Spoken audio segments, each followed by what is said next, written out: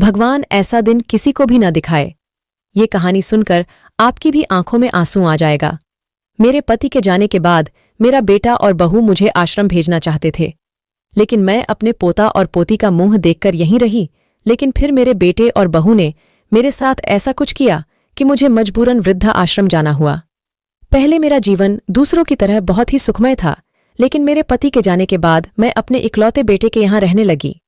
जब तक मेरे पति थे सभी मुझसे बहुत प्यार करते थे, लेकिन उनके जाने के बाद मेरी बहू का एक अलग ही रूप मुझे देखने को मिला, साथ ही मेरे बेटे का भी।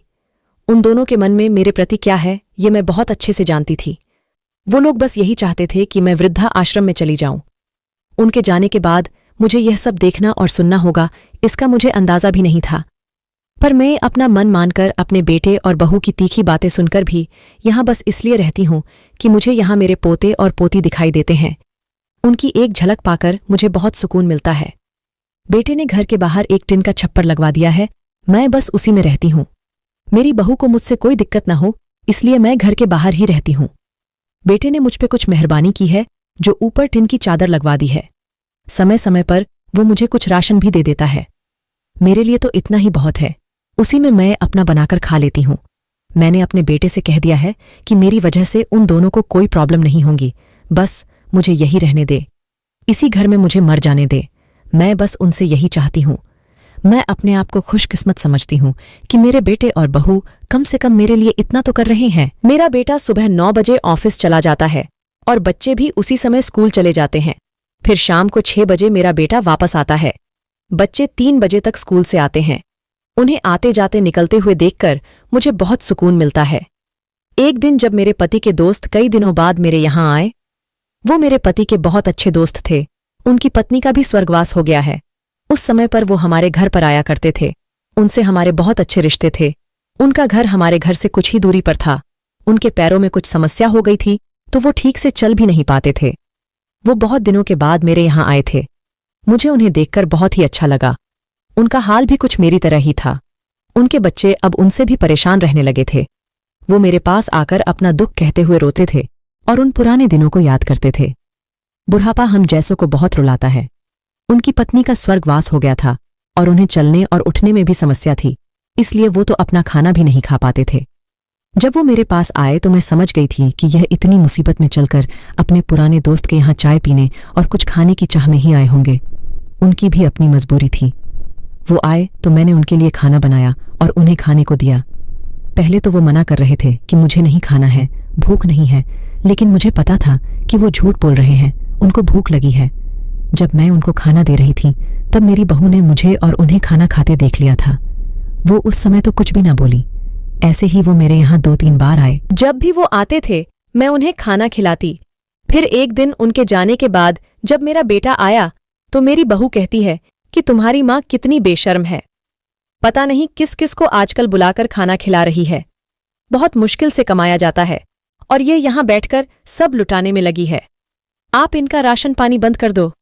कुछ दिन ऐसे ही भूखी रहेगी तो इनकी सारी अक्ल ठिकाने आ जाएगी।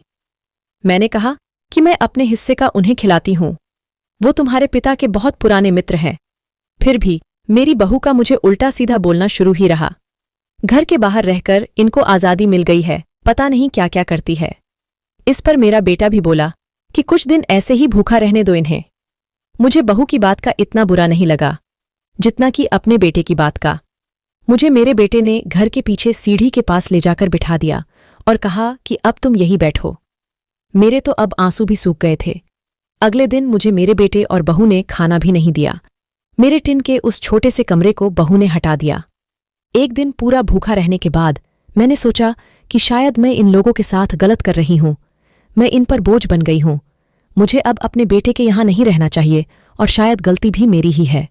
शायद मेरी ही परवरिश में कोई कमी रह गई होगी, तभी तो यह परिणाम मेरे सामने आया। अगली सुबह मैंने अपने बेटे से कहा कि अब मुझे वृद्धा आश्रम में ले चल। अब मैं तुम दोनों को ज्यादा परेशान नहीं करना चाहती हूँ। इस पर बहू ने तुरंत कहा कि एक दिन भूखी रही तो सारी अक्ल ठिकाने आ गई ना। बेटे के चेहरे पर भी अजीब सी खुशी थी। वो जल्दी से तैयार हो गया मुझे पहुंचाने के लिए। बहू मेरे बेटे से कह रही थी कि आज की छुट्टी ले लो, यही आस पास मत छोड़ आना, इनका कोई भरोसा कहीं 3-4 दिन में वापस आ गई तो। मैंने अपनी बहू से कहा कि बेटी, तू चिंता मत कर, मैं अब यहां कभी नहीं आऊंगी। मैंने अपने पोता और पोती को गले लगाया। मुझे पता था कि अब इनसे कभी मिलना नहीं हो पाएगा।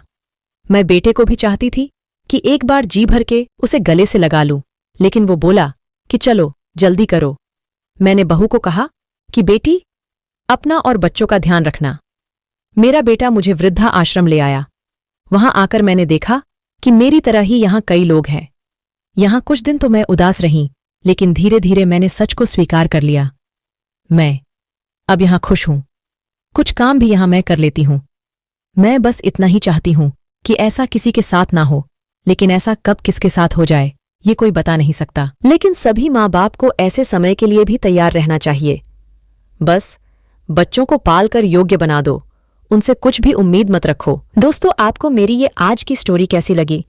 कृपया कमेंट में हमें ज़रूर बताएं, और ऐसी ही इंटरेस्टिंग स्टोरी को सुनने के लिए प्लीज़ इस चैनल को लाइक, शेयर और सब्सक्राइब करना ना भूलें। मिलते हैं नेक्स्ट स्टोरी के साथ।